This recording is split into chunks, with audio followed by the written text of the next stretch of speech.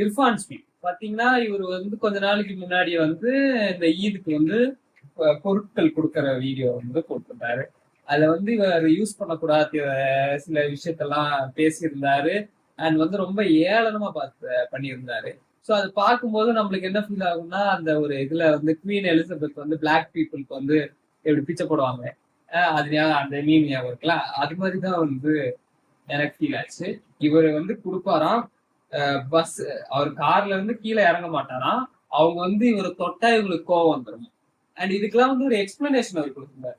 அந்த டைம்ல வந்து எனக்கு வந்து ஒரு மாதிரி ஸ்ட்ரெஸ் ஆயிடுச்சு, அதனாலதான் அந்த மாதிரி பேசிட்டேன். சரி, அந்த டைம்ல ஸ்ட்ரெஸ் ஆயிடுச்சு. அதுக்கப்புறம் தான் உங்களுக்கு ஸ்ட்ரெஸ் சரியாயிடுச்சுல, அந்த வீடியோவை எடுத்து அதை எடிட் பண்ணி அதுக்கு பின்னாடி ஒரு பேக்ரவுண்ட் பிஜிஎம் போட்டு எதுக்கு இவ்வளவு கேவலமா பண்றீங்க?